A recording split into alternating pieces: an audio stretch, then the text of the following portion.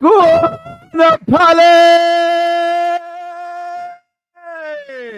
Congratulations to Palace, their first FA Cup, their first major trophy, their first time ever playing in Europe. A brilliant game of football, an underdog story, history created in front of our very, very eyes. We should all be privileged. We should all be proud. We should all seek inspiration from this. Eze with the goal, a defensive masterclass from Richards. Henderson in goal with save after save after save. They humbled Moneybag City. £200 million spent in that January window. The best striker in the league, one of the best midfield players ever, 100 million Grealish, 100, 200, 300 million pound back line, Champions League winners, quadruple 4 league titles, one of the bounce, treble winners. They were written off today, Palace. I worried about Palace. I worried about them on this big pitch. I worried about what the game plan would be, but Glasner stepped up with a masterful game plan and won. And do you know what it is for me? I love this tournament. I love this tournament with every facet of my being. And I'm watching those Palace fans in the crowd there, and there's tears of joy and there's tears of passion. And I was talking to a Palace fan this morning, and I said, "Who are you going with?" He said, "I'm going by myself." So why? He said, "Because I always used to go with my dad, and my dad died a few years ago, and his dad was a Palace fan for 80 years and never got to witness this. And I just, the full-time whistle went, and I felt about him, and I just thought he's probably there now, a few bevies in, happy, but a tear in his eye for his dad, you know, who made him support the football club. And I'm a United fan. We're spoiled, you know. City fans are spoiled now. Liverpool spoiled. Arsenal spoiled. We argue over things that teams like Palace would kill for. And I'm honestly so happy for them. I thought I was happy for Newcastle fans when they won a trophy. This is even better. Even better. What a day. What a moment for English football again. Absolutely. We're going to get into the game. We're going to break it down. Don't worry. We will get to that. We will do that. No doubt about it whatsoever. But just Palace making history. Well done to you. Well done to you. Today, Richards, Gahey, Eze, Manus, out of this one, Henderson, and I'm going to forget names, Wharton, defensively, on the ball at times, clinical when they needed to be, dangerous when they had to be. Absolutely fantastic. Absolutely fantastic. To a man, take a bow. You deserve this. Just amazing. Absolutely amazing. There's no doubt. I'm going to go to some of your comments that have come through here. James says, genuinely congrats to Palace on their first trophy. It's an insane feeling. That being said, the VAR needs to be fired immediately following the game. That's the worst VAR decision in a final ever. Look, I agree, James. I mean, it was never a penalty. There was a clear touch from Mitchell that I've seen. Was Henderson lucky not to be sent off? I don't think it's VAR's fault. It's the rule change here. I was saying this during the watch along. I do feel lucky. I suppose the interpretation comes into it. But this idea of you're moving away from goal, I don't like it. That rule has to be changed. And Wayne Rooney called it out at halftime. He said, look, all those rules are just nonsense. It should be a red card. I completely agree. Having said that, I can't go against what I've advocated for all season. You can't have the VAR going against protocol. Absolutely wrong. Absolutely wrong to do that. You know, wrong to do it. But yeah, VAR didn't have a great game today. The referee didn't have a great game today. I agree. If this were Arsenal, bottlers would have been plastered everywhere. May it be no different today. 1 million a week and can't take a pen. Congrats to Palace. 115 and no trophy. Beating Palace isn't for everyone. Another drought. Sorry, where's that gone? That comment gone. Another drought over. We definitely losing on Wednesday. Yeah, look, I mean, you say that. Man United are the bookies' underdogs. People go, the underdogs are going to win. Spurs are the favourites right now, but we'll see. We'll see. Who doesn't love an underdog story? Excellent. I agree with you. Back-to-back FA back-to-back FA Cup losses for City. Yeah, look, it's a very poor look for Manchester City. There's no doubt about it. Very, very poor look for them. And it's also the second time in City's history that they have lost a final to a massive underdog. This isn't as bad as the situation with Wigan, but City were the clear favourites. Second time it's happened. Second time it's happened to them. Buzzing for Palace. Pep is shameful in defeat. Yeah, I saw him kicking off with Henderson a little bit. I'm not too sure what that was about, but yeah, it didn't look very nice. Palace win makes Arteta look like a scrub. Arteta's won this trophy, by the way, as a manager. He's won it. FA Cup always has and will be elite. Yeah, I love this tournament, man. This tournament is amazing. This tournament is beautiful. There have been many things that have tested my love and faith in football this year, but Crystal Palace FA Cup run has made me love every bit of what this sport has to offer, for today at least. Look, I agree. Listen, I think the European tournaments have been brilliant this year. I think that the FA Cup has been brilliant. The League Cup. It was just the Premier League. It was literally just the Premier League that that we've had issues with, like genuinely. So yeah, it's been a good season overall. Happy for Palace. VAR shit, but I don't care. Look, I look at it this way. When I first saw it, I went, red card. Go back and watch my watch along. But then when you listen to the rules and the explanation, you go, well, the ball is traveling away from goal. And if they don't give red cards to the ball traveling away, and they did that earlier on in the season. There was a game, I don't remember which one, where the ball was traveling away. They've got to rewrite the rule. That should be a red card. But what you can't do is rewrite the rule in the middle of the game. You can't do that. You can't do it. So VAR has followed the law of the game, but they should change the law. I agree. We need to talk about Haaland. City plays one man down. Look, he had a really poor game today. There is no doubt about that he had a poor game, and we'll get back to that a little bit later.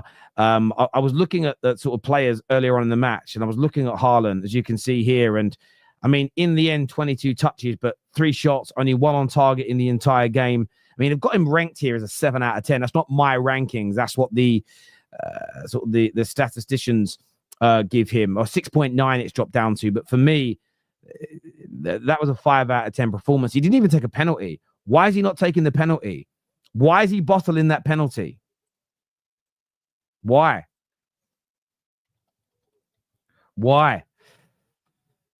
I don't understand it. I don't understand why he's not taking that penalty, but hopefully we get to speak to some City fans a little bit later in the show. Perhaps there is justice for the 115, is what Jason says here. Grasner has made Arteta's trophy haul, has matched Arteta's trophy haul and next. Well, they've both already got more trophies anyway. If you're looking at it in the Premier League, yes, he has matched it. Absolutely right. Reason is away from goal is because the goalkeeper smacked it. Yes, but they're talking about. I agree with you. That's what I thought. But if you look at the direction the player is running in, the ball's already going in. It's not the ball isn't moving towards goal. It's one of those stupid technicalities. I agree with you. But what we can't have happen is a rule be changed mid-game. Because we go, actually, that's a stupid rule. And it happens quite a lot. They've got to change it at the end of the season. I completely and utterly agree with you. But equally, I mean, we all saw the touch from Mitchell on the penalty. Some really crazy decisions. Some really, really crazy decisions today. They're actually lining up now to get their trophy. Just message. I've got to send a message to someone here. Just give me a second.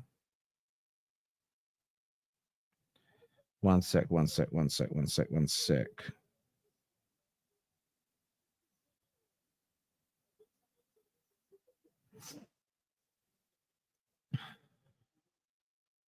There we go. I've got Judge Mo joining me on the show now as they're about to lift this trophy up. Judge Mo, mate, look at that. Can't believe it. Can't believe it. Yeah. I'm going to just tell you something. Let's start by saying that Man City fans did not travel for hours just to have this, to be honest with you. We got to be honest. Yes, I know you're a Man United fan and you're happy that Man City lost, but if this happened against your team, you'll be furious. This, to be honest with you, is a clear robbery. It is not fair. you don't travel for hours, right? And then to have this referee and this VAR and all of this for them, because Dean Henderson should have been sent off. To be honest with you, he should have been sent off. However, Man City didn't play well. Man City, Erling Haaland had a stinker. Omar Marmoush had a stinker, to be honest. But again, and Pep Guardiola completely played a strange lineup, and they got hit on the counter, and it's not fair to them. But again, Crystal Palace played well. I'm not taking anything away from Palace. But to be honest with you, that is a clear robbery. I don't know. Do you agree? It's a robbery? So, yeah, I touched on this. For me, it is and it isn't. So I don't see it exactly the same as you. So I explain it. I explain it. All right, so all right. I think it should be a red. However, they've done it in other games this season. When the ball, and I'm not talking after Henderson hits it, when the ball is traveling or a player is traveling away from goal. Which game was it? Saliba got sent off, and there was a game a week or so later where a player wasn't sent off. And they literally stated it's because the attacker was running diagonally in a direction away from the goal. I disagreed with it then and said it should still be a red card irrespective. And VAR didn't say it to me, but they said no, if a player is running away or the direction of players away from the goal, so if the goal's here, the direction is this way, they've said no penalty. For me, it's one of those things, they have to change the rule. However, what I don't think they can do, Mo, is in the middle of a game, change the rule. Does that make sense? It's a protocol that if the ball's traveling or the player's traveling away from goal, they won't give a red card. It's a stupid rule. I totally agree, but they can't change it mid-game. No, but the ball was not going sideways. Dean Henderson cleared it with his hand. If you watch the direction that Haaland's running in towards the ball, he's running. He's not running. He's not running straight at goal. He's running diagonally. Well, the goal is out. If the goalie doesn't touch the ball, is that a clear? Is that an empty? Yeah, but I understand that. What you're not listening to is that's the protocol. Is again, I think it's stupid. It's one of those moments where a stupid rule gets exposed, but the direction a player is running in matters. And I agree with you. It's stupid, but they can't break the rules of the game because we think it's stupid in this moment, can they? Yeah, I hear what you say, but to be honest, like I'm looking at this and I'm thinking, to be honest with you, I think it's a robbery. I don't think the City penalty was a penalty. I think it's not even 50-50. Well. Bernardo Silva dived. And Omar Marmoush. By the way, Dean Henderson said after the game that it was a wrong choice to give Marmoush the penalty because I knew that Dean Henderson would save it because I knew where Marmoush was going, to be honest with you. And by the way, Rivals fans in the chat, right? I am on the Football Terrace to give my opinion, right? You guys, you cry when we come here and you guys, something happens to your team. In my honest opinion, that is my opinion, which Terry disagrees with, that City were robbed, right? As we say that Arsenal were robbed or Liverpool were robbed, blah, blah, blah. But you all want to cry in the chat. You all want to say, cry more. I'm not a City fan. I really don't care, to be honest. I wanted Palace to win, to be honest with you, because I didn't want to see City lift another trophy. Everyone knows that. But we have to be honest about it. I have to say my opinion. And if Terry disagrees, Terry disagrees. And he explained it to you. If you want to take Terry's explanation, it is up to you. If you want to take my explanation, it is up to you as well. It's me and you don't overly disagree. The only thing we disagree on is that we can't change the rule mid-game or mid-season. It's a stupid rule. They should still be red cards. But you know what you said earlier about the Arsenal thing. This is what I mean. I've got to keep the same energy all season. I have said about decisions, whether they've benefited my team or not. It's a bad rule, but they've followed the protocol. What I've been calling out all year is not following protocols. That for me, it would be the biggest sham in all of this. If they went, you know what? It's not against the rules, but we're going to send him off anyway. I just think they've got to relook at it. And I get why, by the way, I also get why City fans would feel angry about it and frustrated. But the point is, and they've got to look at this rule here. I'm going to put it up on the screen. If you look at the direction of Haaland, he is clearly facing and moving away from goal, correct?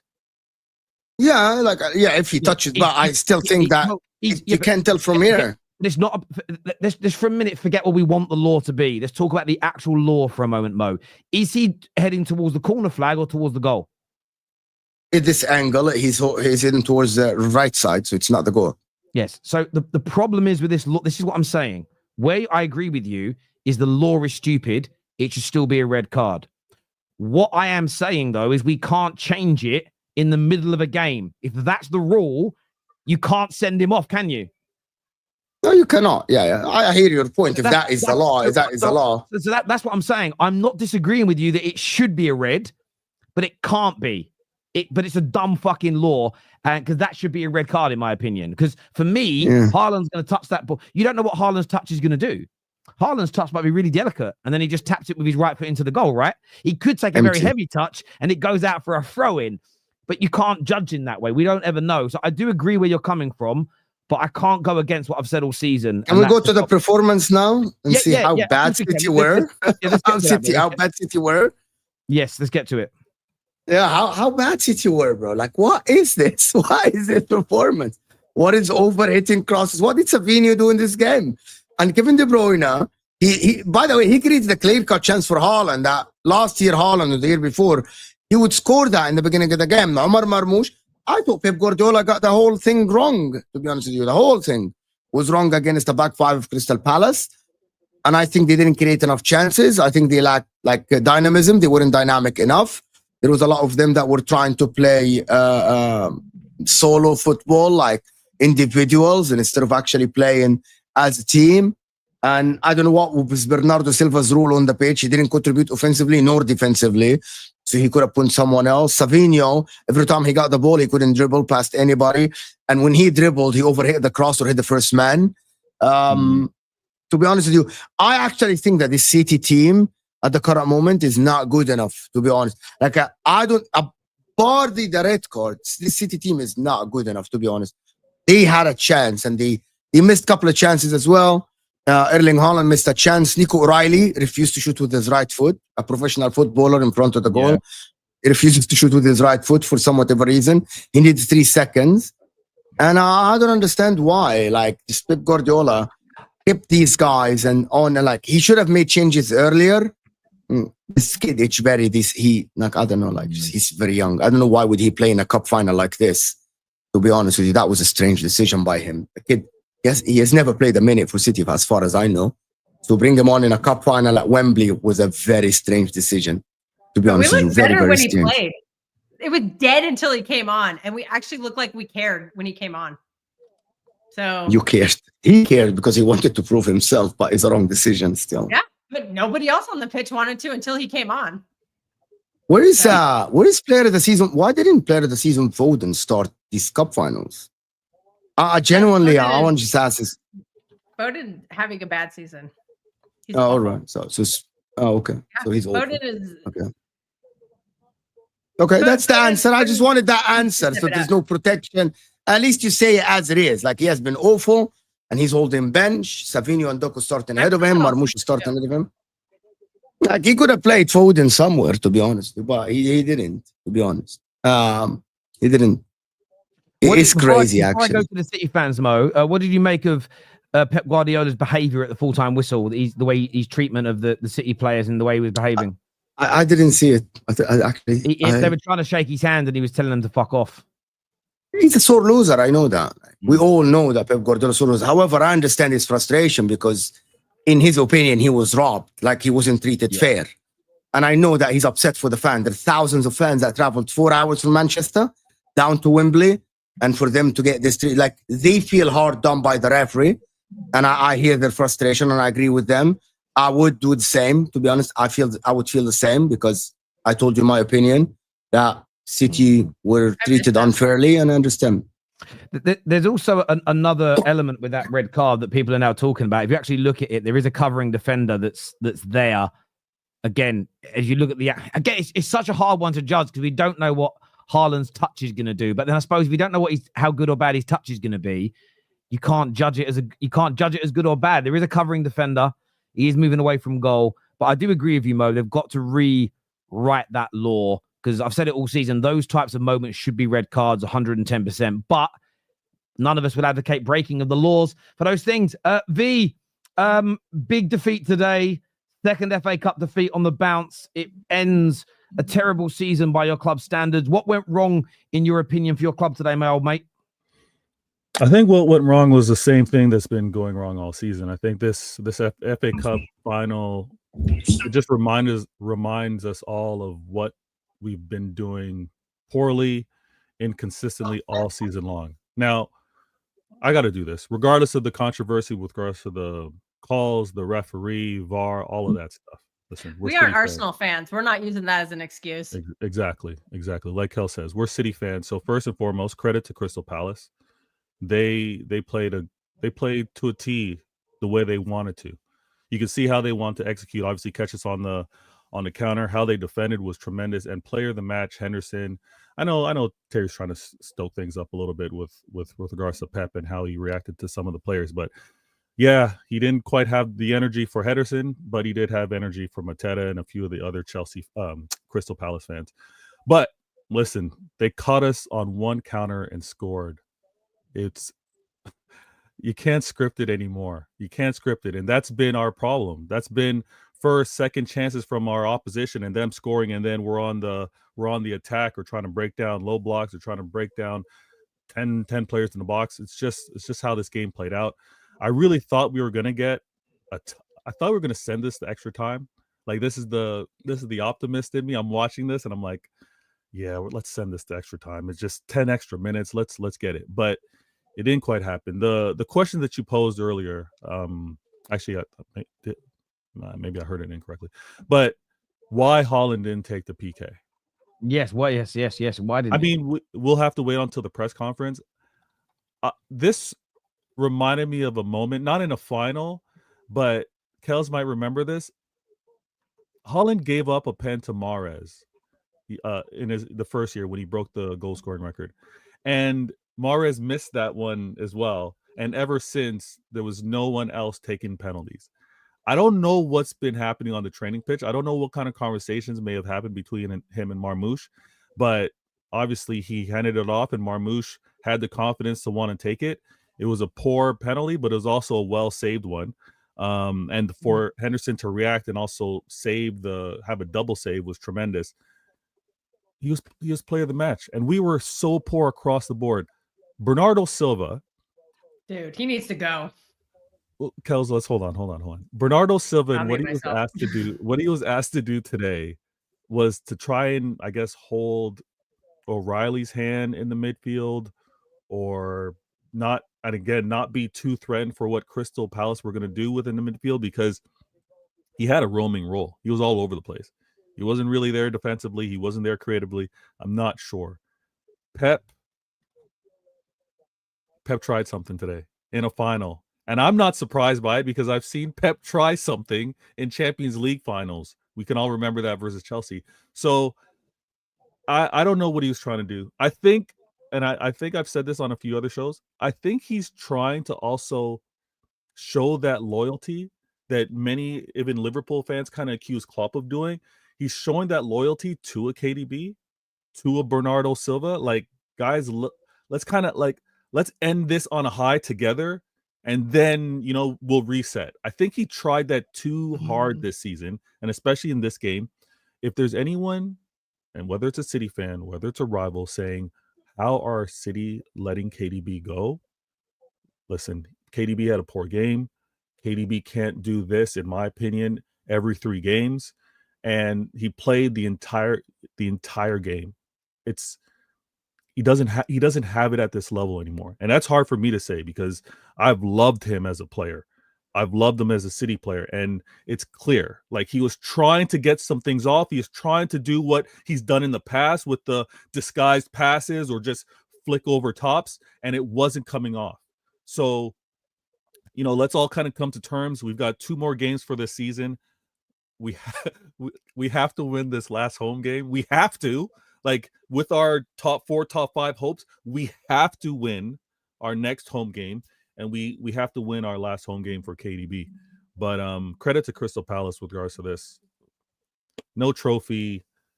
We're going to have an Arsenal trophy season, top 4, and that's what it is. Yes, listen, I hear you, mate. Very, very fair. Kel, you look a little more frustrated than V. Oh, yeah. I'm very disappointed. I think a lot of this problems is the manager set the team up completely wrong. He's been playing with no wingers for how long? And then he just puts 2 in. We knew Crystal Palace's game plan. They were going to low block and they were going to transition. And he didn't start a CDM. Why did he buy Nico Gonzalez? Why did the board spend 60 million euros or pounds or whatever it was on Nico Gonzalez? He got benched when he didn't do anything wrong. And he's been out of the team, and we need that presence in the middle. He played in that game where we had the remontada against them at the Etihad when it was 5-2. He played in the middle of that pitch. He clogged up the space, and they were running rampant. I don't know what the idea was. Playing Bernardo Silva and Kevin De Bruyne as like a double pivot CDM in a final? What are you doing? What are you doing? Kels, they didn't pose don't understand this at all. I don't get it. They didn't really pose any attacking threat today. Let's be honest. Like we weren't fearful of Crystal. Further back. How is he going to help the attack when he's in the back? I don't get it. I just don't get it. I don't think anyone on the team had a good game. I just want to say that very quickly, Kel, on that point before we forget. I was doing a watch along for this game, and I didn't want to upset the football gods. When I saw your starting 11, what my thought was, and I kept on saying it in my stream, I want to say things, but I don't want to curse it because I wanted obviously Palace to win as a United fan. And historically, I wanted them to do it because they've never won a trophy.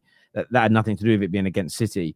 But when I saw your starting lineup, I thought that about your midfield. The second thing I thought was there's no one coming off your bench who I think can change the game from an attacking sense, because what Savio and Doku have when they come on against tired legs is they have that speed and that quality. And if they couldn't get the job done, I felt like all your cards were played. Foden. I mean, the fact Jack Grealish didn't even come on. You had some kid that's never kicked a ball for you come on the pitch. I think tells a hell of a lot. But sorry, back to you, Kel. My apologies. Oh, hold on. Actually, Terry, would you mind? Let's WhatsApp in the future with these thoughts that you have. I won't post them. I won't share them, but just so we're accurate with some of these things you don't want to upset the football gods with. Yeah, but then if I tell you, then it's but if I tell you, then it's in the ether, isn't it? Oh wow. Okay, all right, fair enough. There's certain things I don't like to say. Do you know what I mean? But if you go back and watch my watch along, I'm literally sitting there going, "Oh, I want to say something, but I can't." But yeah, I don't say it because I don't like to upset Lady Luck, you know. Yeah, gotcha. I am just frustrated this whole season. I think it's very clear that a lot of these players just don't have it anymore. I think today is a showcase of why we are not renewing De Bruyne's contract. And that pains me to say because Kevin De Bruyne is my favorite player.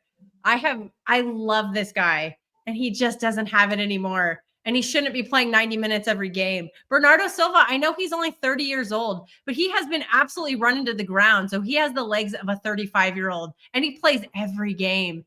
And they cannot progress the ball quickly anymore. You see it when Kev tries to pick a pass. He doesn't have that little zing he used to have, which made him so much better than everyone else. So now he just looks ordinary out there.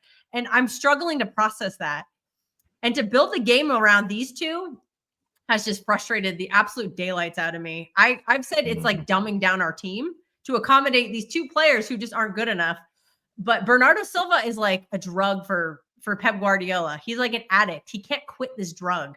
So it's up to the board to do that job for him. They're doing it with De Bruyne. They have to do it with Bernardo Silva or we cannot progress as a club. Unfortunately, these players it's like watching Liverpool's midfield from a couple of seasons ago when it was Fabinho and Henderson with 0 legs. That's what our midfield is. We neglected it. The last good midfielder we bought was Rodri 5 years ago, and he wasn't even good when we bought him. We made him good. He's not there this season. This whole season has been an overreaction to no Rodri. It's been frustrating to watch, and it's been absolutely boring to watch too. I'm happy with results. I don't care style play. I'm not a big style play person. If you get me trophies, whatever. But this has been just mind-numbingly awful to watch. I'm tired of watching 10,000 passes backwards to nothing. We had a ton of possession. We had absolutely nothing with it. It's just hard to watch, and it's frustrating, and it's a bad season, and it's almost over. Thank goodness. Oh my God! But it's been a frustrating season. What? You are bored of watching City? Yeah. I never thought I would say that about a Pep team. Tell me a game. It's always been boring, bro. It's always been boring. You only had good half season, which is the second half season. Do you know what it is? You're coming to. It's the reason you're bored is because you haven't won a trophy this year with it. The way you're viewing it is how most of us have always seen Pep Guardiola's football. Even because it's not our team. Even when you've been the best team in the world, the games are boring. It's brilliant for you guys playing that way and winning, but for a spectacle, it's like, this is just one team, and then the other team might counter. It's not great, and it's not a dig. It's just about entertainment. It's a very efficient and very productive way of playing football by and large, but it's not entertaining. And if you take the trophies away, you see it yourselves. And of course, the trophies always mask those things because trophies matter more than style of play. But I totally agree with you, Kel. 110%. I totally disagree. I feel sorry for the neutrals, man. This backwards game is just, it's so mind-numbingly good. Allah Al-Azim, Kelk, it has always been like this for us as neutrals. But you guys win the trophies. So for your team, it's the same as like when someone tells me, Mo, Inter under Mourinho played terrible defensive football that they destroyed the game. For me, because I won the treble that season, I don't see it that way, right? But remove the way sometimes people see it different than the fan of the club. It has looked like this. Because now depending on the moments are not there. The first half of the treble season was boring. Watching Jack Grealish and Riyad Mahrez and Haaland, that was slow and awful. No, and then when you made the changes, it got a lot better. Are you crazy? Stop this. The first year of the treble season was boring. The first half of the treble season, Haaland was scoring back-to-back hat tricks per game. It was not boring. We're not going to rewrite that December to January period was we were not fun to watch. When it was Grealish and Mahrez, that was slow. No. We're rewriting history. No. That first half of the season, everybody was like, what kind of season is this going to be for Haaland? Because he's scoring literally back-to-back hat tricks. I think he did it 3 times in a row. First half of the season, Kels. Once the team but there was a period where it was boring until he made the changes. Oh, okay. That December it was boring. That draw against Everton, that was not fun to watch. What was it? I guess it'll be boring. It'll be boring. Some dull games in there. It'll be boring depending on the opposition, obviously, because if against lesser competition, they're going to bunker down and they're going to just play on the counter. That is boring because there's no free flowing. There's no up and down, right? When we played against Arsenal over there, when Arsenal trying to do their thing, those games weren't boring. But when they became defensive, it became boring. When we played Inter in the Champions League, would you say that was a boring game? Yes. If it's boring, it's because of one-sided, one team deciding to defend. And we tried to attack. Mo, you need to be careful because Newcastle just won a trophy after 70 years. Bologna just won a trophy. Crystal Palace just won a trophy after 100 years. And guess who's never won a Champions League before? Yeah, but they won trophies, so it's different. Paris Saint-Germain won Champions League. You're on. I want to ask a question. It's this team. How much does this team need Vator to actually win the league next season? And don't tell me it's only Rodri. Don't tell me only Rodri. We need Bernardo gone. We need Gundogan gone. Me a question, and then you want to tell me what not to say? Gone. Yes. Yeah, because that is the easy answer. We need Rodri back, and that, you know what? Don't do the Chelsea thing when people come in and say, do you think Chelsea will go to that Champions League next season? Yes, I need the players to do their job. That's not what I'm asking you. We all know that the players need to do their job. So don't tell me Rodri. Go ahead. Right, Mo. You know that I don't answer anything like that ever, right? All right. That's why you pose the question. The whole thing that I want to point out is all these rumors that are happening with regards to the transfer window that's not quite open yet.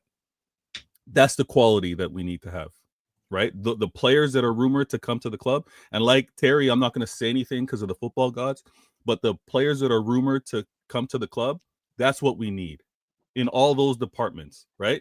So it's clear we were trying to do as best as we can with a small squad to start the season, right? All we brought. We spent 200 million. We spent 200 million pounds in January, bro. We spent 200 million pounds in January, bro.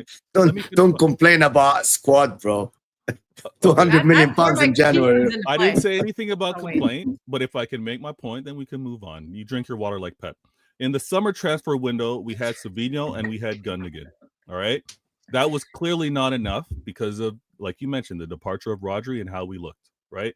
We had a lot of injuries that we had to deal with. And Terry did many shows talking about the poor form, 1-13, 1-14. But what we did in Jan was also in an attempt to be ahead of the curve for next season. We went and got 2 young defenders. They didn't touch the pitch. They haven't really touched the pitch since being purchased. Marmoush, great Egyptian-Canadian talent. He's going to be prominent. Hey, stop that, Kels. He's going to be prominent as we move forward with regards to the attack. And then obviously Nico Gonzalez, I think he's going to learn mentorship under Rodri. We're still going out to get additional players. This isn't set, and we've aged out very quickly. And when we as City fans were talking about we didn't prepare right, we weren't ready for this, we were kind of caught blindly because, again, maybe we felt a little too quote unquote arrogant. Maybe we were believing our hype a little too much because we did something that was never seen before in the club, and maybe the club were like, you know what, we got this. We got this. Liverpool didn't spend any money. New manager. Yeah, we can afford to maybe do this. Well, mentality at Arsenal. No, you know what? We can still do this. We were wrong. When it comes to winning next year, to your question, Mo, and then we're going to go to some super chats. I think it's I think if City have another season next year close to this one, I don't mean a run of 1 win in 13. I just mean finishing in the top 4, no trophies, a number of losses like this year. I think Pep walks. I just think that's what the ramifications will be. I don't think he'll be sacked. I think Pep would walk personally if he had 2 years of not. I don't see Pep delivering his standards. But the reason I say that is he's done it. He's walked away from other jobs before. But yeah, we'll see. Some super chats I want to go to here that have come through on the show. This says, thank you for creating brilliant content. I'm curious, is there any way that other people like me can get involved? Right, I gotta go. Bye, guys. Thank you, Kel. See you later. I appreciate that. Well, right now, the link. Oops, I did something wrong there. That wasn't what I was meant to do. There's a link in the description, in the live chat, if you want to come in and call and have your say on the show. So it's there and it's available. Mo crying for City, but hates United. All right, Soleil. Yeah, I want to press to you, Mo. Mo, why do you think Haaland gave the penalty to Mamouche? Why do you think? Because I think he missed the last penalty and he was scared of missing this one. You think did he miss the last penalty? Yeah, I don't think he had the courage to take it. Because, by the way, he actually held the ball first as he's going to take it, and I think he was scared. That's just what I think. They gave it to Marmoush because he didn't want to take that responsibility. Or maybe he was a little bit injured. There is like an injury or something like this. But I think there is no reason for him to give Marmoush the penalty, to be honest with you. There's no reason. You are the number 1 penalty taker. You take responsibility. You step up and you take the penalty in a final. That's what you do. I think that's what you do. A couple things might have been possible. We've seen players hold on to the ball and then hand it off. Maybe throw a little mind games with regards to the keeper, him trying to go through his head. What are the tendencies of said player? And then you hand the ball off. I think there might have been a little bit of that because Marmoush is an unknown within the league. What are his tendencies? I don't think many keepers would know that. And that might have been what was happening here. The fear factor or the not having the courage, I'm very doubtful. Haaland has missed penalties, and the very next one, literally in the game, he's taken and scored. So I don't think that was really the case here, but we'll find out in the press conference. Yeah, I mean, yeah, I'd love to know why. I mean, end of the day, whatever the reason, it didn't work. Yeah. You know, maybe it was maybe it was just mind games. It's going to be Haaland. Oh shit! But I think Henderson said something along the lines of he was ready for a Haaland penalty, and then when he gave it to Mamouche, he essentially had to guess. So maybe that was the reason. But at the end of the day, it didn't work out. And if it doesn't work out, like you're going to be criticized for that, no doubt. Amazing. Now send them to the championship and 115 charges. David here says Nketiah and Turner getting a trophy before Arsenal. Oh my God! Yeah, Eddie Nketiah won a trophy when he left Arsenal. He's awful. I'm gonna go look at Lee Gunner's Twitter later and get some popcorn out because I bet he's getting mental. I mean, he's getting mental. Kel is doing too much. They pose no threat. This was strictly down to a lack of quality in the final third. The shake-up will happen because it must. Look, I don't think Palace were no threats. I mean, they had a couple of counterattacks where they could have done better. 3 or 4 long throws into the box that each caused problems in that regard. They did pose a little bit of a threat, but once they got their goal, they didn't need to keep attacking you. In fact, I think when they were 2-0 up against you at the Etihad, they stayed too open. They attacked you too much and they ended up conceding, lost confidence, and got battered. They learned from that today. They started. I actually was watching. I thought they looked really tentative, really poor in the beginning. On the ball, maybe they were, but they had a game plan. They suckered you in, they caught you on the counter, and then they played very dogmatically. And even the chances you had, I mean, what were the clear-cut chances? Like, again, Doku's shot is a great bit of skill and a shot from distance. Haaland in the first minute. Haaland in the first minute. What were the clear-cut chances? Doku's clear cut. Haaland, I think Gavardio. What was By Vardy's the way, shot? a shot is Gavardio not a clear better. cut. Okay, a shot is not a clear cut chance. It's not a clear cut chance. Like a clear cut chance is like the Haaland in front of goal, 3 yards out, cross. Yeah. He's diving towards the ball. That is a clear cut chance. All right, let's Everreachy, whatever his name is. Everreachy probably had the one. Him and O'Reilly. And O'Reilly just tried to. He was stupid. He should have shot with his right foot. He tried to get it onto his left, and it let him down. Yeah. But that was the pressure that Palace and Henderson were putting on you, because every shot Henderson was saving, every shot was being blocked. So it was making some of your players second guess and overthink, and maybe trying to be too precise with their shooting, and it was all these little things. So yes, they weren't a constant threat on your goal, and I was very nervous watching this. I kept on saying I did say this. I was going, oh, please, they're not putting enough. Lay a glove on City, lay a glove, let them know you're there. But that's in the moment. Hindsight is how you review a game, and actually, they were quite comfortable by and large, especially that second half. The longer the game went on, Palace looked quite comfortable. That last 10 minutes of extra time, you didn't threaten them. The last 10 minutes, I think a lot of the players were leggy. But if you want to talk about first half, I think they had 3 shots taken to our 8 in the first half. And I think we ended up taking nearly 20, and they took 7 the entire game full time. Yeah. I think when you want to talk about they suckered us in for the counter, there's going to be moments in the game where there's going to be counters like that. There's unavoidable, right? If we're attacking, there's going to be opportunities made for them to kind of get us on the counter. I hate the fact that their very first one was a shot on target and a goal. So that was really poor. Now, to say that they were comfortable in the second half or comfortable defending, I disagree. Henderson was man of the match for a reason. He was put under a lot of pressure, and I think the saves that he had to make, when we want to talk about the penalty, the double save, he had a tremendous game. Whether you want to say their game plan was played perfectly, I think they're fortunate to have a keeper that was on fire today. Credit to them. No, he did play very, very well. He did play very, very well. There is no doubt about it. But their play, if they would have opened up more, I think there'd have been more space on a regular basis. They wouldn't have got those blocks in. Yeah, absolutely. There would have been more time to pick your shots, and they would have scored. So I think they had to get the balance in that mix right. Personally, yeah. What does that say there? What was that first word say? Sacrilege. Thou shalt not criticize. Sacrilege. Thou shalt not criticize Pep. Mo. Why? Yeah. Okay, Mo. This is why Arsenal and Liverpool don't want to pay 300k for KDB. Yeah, because I said this morning that Arsenal or Liverpool should go for KDB. I get you. Congratulations from Mark Smith, and congratulations to Paris. But our rival fans going to have an issue with them going into the Europa League like Spurs and United with where they currently sit in the Premier League. No. And even if no, because no one's really got a problem with Man United and Spurs. It's because it's Man United and Spurs. Equally, listen, I'm excited to see him in the Europa League next year. Fair play to him. You know what that does, right? You know what this win does to the top 6 race? No. Now, whoever is going to come 7th is going to go Conference League, not Europa League. That makes a massive change. You mean 6th? 7th. Now 7th go your Conference League. Okay, now 7th was always going Conference League. No, they have to. Top 5 of Champions League. No, I've got second 2 go Europa League. I got it. I went to the Premier League website. Let me explain it to you. Okay. Top 5 go to Champions League, and if the FA Cup winner is in the Champions League already, and they are in the Champions League already, 6th and 7th go to Europa League because they get 2 places.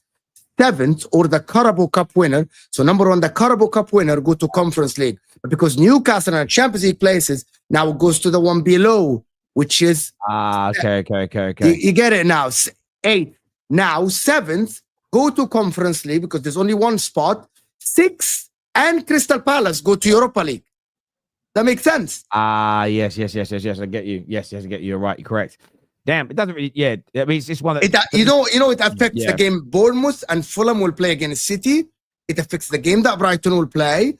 It affects all the teams because the 3 teams are going for a Conference League spot. Now it affects their performance in the last two games. Yeah, I get you because I get you. Makes a lot of sense. Hello, City lady. Is it time to pick another club? 7 finals now for Haaland with 0 GA.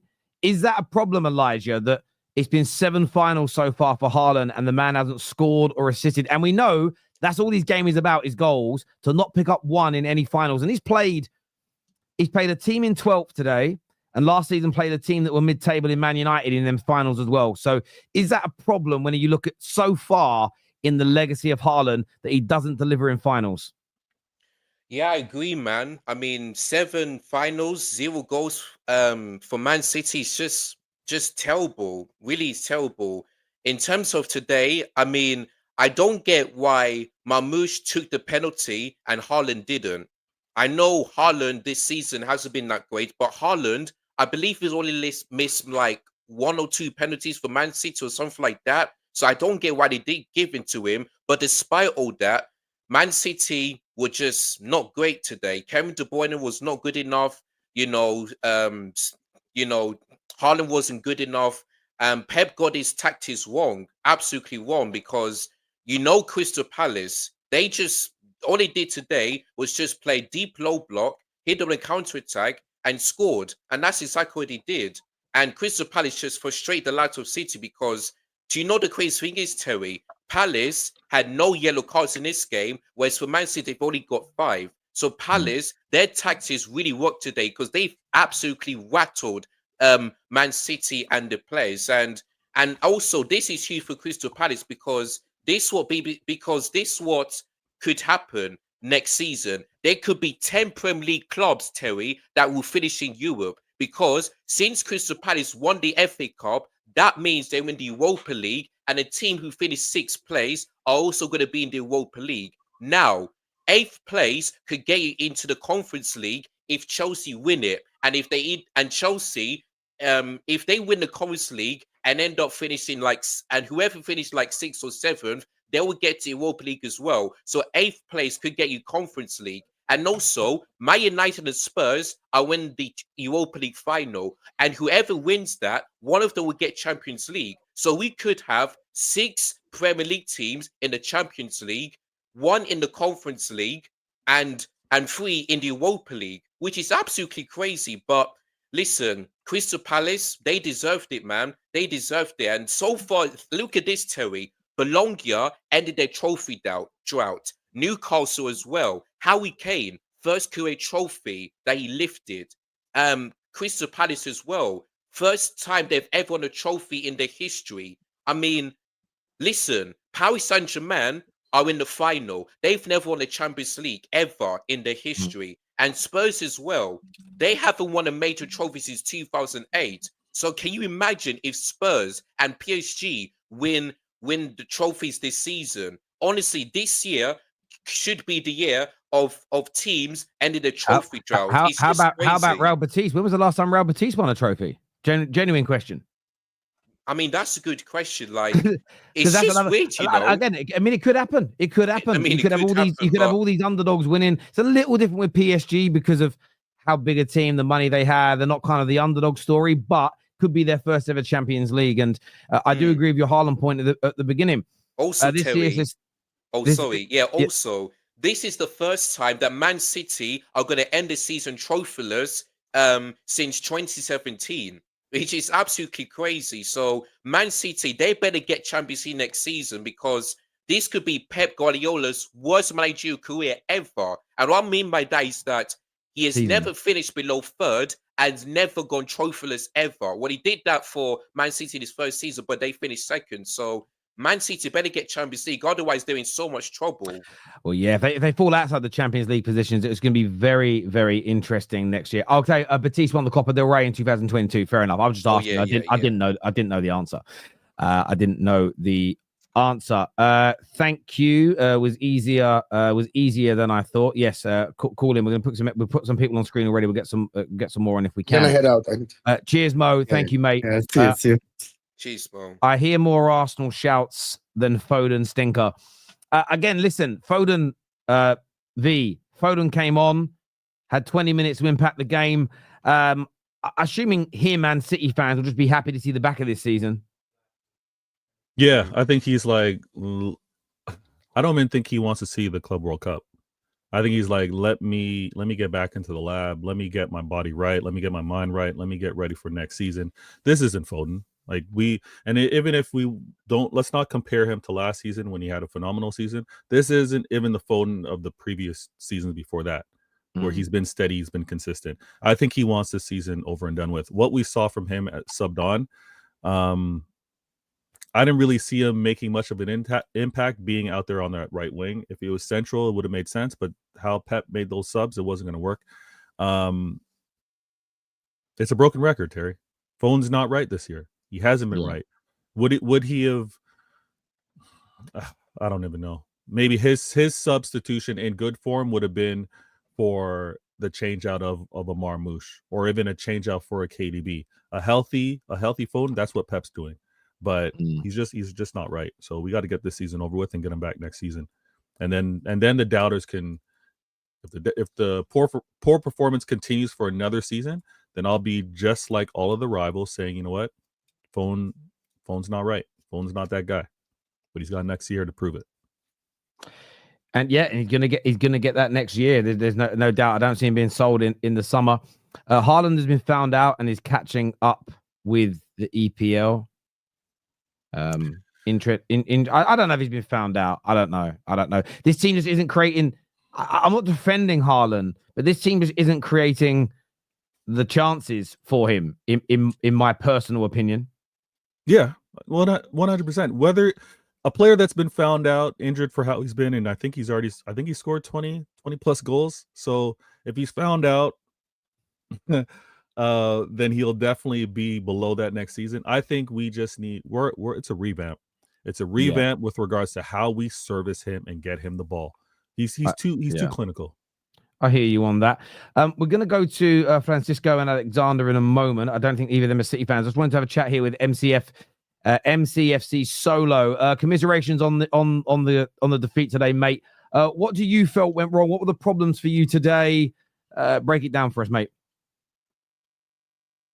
You're on mute, brother. Unmute your mic for us, please. My bad, y'all. Big up Terry and big up everyone on the panel. Thank you. Yeah, man.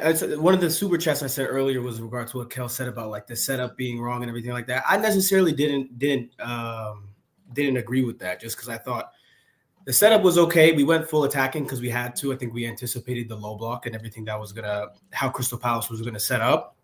And then for me, it was just a lack of quality in the final third. We've shown all season that we can't break down a low block this year. And it's just continued on. We don't have that game breaker. KDP isn't that guy anymore. Savio and Doku always kind of lack that final ball. And the subs kind of just really didn't make sense to me. We had so much time to score a goal from that initial kind of, I don't really want to talk about the Henderson situation. From the pen, we missed the pen. And then we had a few, I guess, chances you could call them. I think, we should have scored at least one goal in my opinion, with the penalty and then some of the chances we had, Echeverry and Haaland being like the only, I guess, real clear-cut ones. Mm-hmm. And and just to circle back everything to what I've been saying since the start of the season is that I put a lot of this on Pep and the board for not envisioning what was going to happen this year in regard to the fact that we didn't necessarily have the squad. We didn't make any changes. My honest opinion was that Pep wanted this to be his last year, go out with either the Champions League or Prem with his same squad, his same core group of players. And then he wanted that fairy tale ending, and that just ended up not being the case. And yeah, man, it's unfortunate. We go again. I definitely think, honestly, I'm a little worried for Tuesday and Sunday in regard to top four. If we don't get that, then this is some really uncomfortable conversation will have to happen. But it's unfortunate. But yeah, to Crystal Palace as well. Yeah, especially after dropping the 200 million in January to not make top five. It'll be not win a trophy. Yeah, I hear you. I mean, it's more money than some clubs spend in summers, let alone January's. You know what I mean? Yeah. On top of the team was already champions, so there's a massive conversations there. Francisco, what are you saying, bro? To be honest with you, I mean, the game was pretty good. Yeah, they played a really good game in the low block idea, but I mean, at the same time, Manchester City could have done it. I mean, they could have came back. They had too many chances to do what they had to do to ultimately make it go to extra time, even if they didn't win it. Does that make sense? I think it's just the aspect of, also someone pointed out earlier, Haaland having zero GA and almost 7 championship games or something like that. That's kind of crazy. I don't really think that's realistic, you know, in my eyes, since he's one of the top strikers in the league. If even still, you know, hypothetically, you know, that's just my opinion. Yeah, I mean, look, we've seen the player that's held up as the GOAT of the Premier League not scoring any finals in Thierry Henry, but Mm. equally, nobody, not there any single City fan who thinks that Haaland is as good as a football player as Thierry Henry was. The man is a goal machine, and without his goals, he doesn't offer too much else, and that's fair. And this season, the goals have dropped off. I think part of that is the lack of creation. There was that early chance that Henderson saves, but outside of that, there was one where I think he didn't make the right run, where Savio cuts it into the box and no one made a run to the near post. That was early in the second half. But outside of it, I mean, what was there for him? I mean, there just wasn't the creation. And Yeah. that's I don't hold Haaland accountable for that, because that isn't the kind of player that he is. You know, the old expression of, you know, you don't judge a goldfish by its ability to climb a tree. You know, I look at KDB, Doku, Savio. These are the guys that are meant to create those chances, and they didn't do it regularly enough. You know, they'd beat a man, but the cross wasn't good. I mean, towards the end of that game, every cross that went in, going out for goal kicks and easily caught with a goalkeeper. You can't. I won't hold a goal scorer accountable for that personally. But the record ain't reading great right now. But he's still young. That's the thing. He's 23, 24. He's got years to score goals in finals, and I'm sure at some point he will. Alexander's here with us. What are you saying, bro? Yeah, man. First of all, thank you for having me on. Can you guys hear me good? Yeah, all good, my man. Okay, thank you very much. So for some reason, coming up to this final, I kind of had a nagging feeling that City would not win it, because if you watch the last game against Southampton, in the getting from the half of the pitch moving into the final, not third. If you guys notice something, City didn't really have a cutting edge. Especially towards the last minutes of Southampton, right? All that was happening, all I kept seeing was get the ball to Doku on the side, let him run past the man and cross it in. And you cannot play against a low block like that. Crystal Palace played three at the back. And Haaland and Marmoush are the only two people in the City team that like to crash, like be in the box. You get me? They like to be in the box. And Marmoush isn't so good in the air. Haaland is. But even with that, they can have two backs on Haaland, and then Marmoush is just doing his thing. And at the end of the day, Doku's cross is not as quality as it's supposed to be. If you look at the treble season, what made them amazing is that De Bruyne and Haaland, they had a synergy, a sync. You could tell De Bruyne just makes a certain look, gives a certain look. Haaland makes the run. De Bruyne passing behind, goal. If you look at that treble season, they were so deadly is because De Bruyne and Haaland had that. They had that quality. De Bruyne had the quality of pass. Right now, he doesn't have that anymore, because obviously he's had an amazing career, but injuries like recently has really hampered a lot of stuff. Now, first of all, looking at the team and seeing that double pivot of De Bruyne and Bernardo, from there I just knew that Pep has clearly lost the plot. There's no way you're coming to a final like this with De Bruyne and Bernardo as the midfield, because listen, right? If you look at, I understand that Pep has a bit of an obsession with two key persons. If you look over the years, anytime Pep has made tweaks to his system, the two keys has been Bernardo Silva and Rodri. Sometimes De Bruyne, but then he never really had to do much with De Bruyne, because De Bruyne was his guy on the pitch. De Bruyne knew what to do on the pitch. De Bruyne knew how to conduct the game and everything. If you look at every change, especially the treble season, the role Rodri played in that team was very important. The role Bernardo Silva played in that team was very important. And I think he still has this kind of trust in Bernardo that, listen, you are my guy. I believe you can do this. But clearly, as we're watching the games, Bernardo is not the same player he used to be. I think I'm not saying he's in no way shit or he's just got to an age, mate, and this has just happened so regularly that there are a handful of players at the top level of the game. You've got Maldini as an example, Ryan Giggs, Paul Scholes, and there are others that can go into their late 30s and still be able to play at the highest level of the game. Most players, you hit 31, 32, 33, 34, and there's a drop-off. I'm a 39-year-old man. I'm not an athlete, but I still remember when my body started changing, where you're like, the weight goes on and doesn't come off. It hurts getting out of chairs. Of course, athletes are in better condition, but I'm not competing at that level. Your body changes. So there's definitely a lot of that, and they need a very, very, very big summer indeed. I want to jump to a few more of these super chats here. Lewis says, 1999 FA Cup final, Palace versus United. Brian McClare foul on Jeff Thomas, RIP, blatantly in the United box. Ref, however, gave it outside. I don't want to hear City were robbed. Hold the L. Do you know what, Lewis?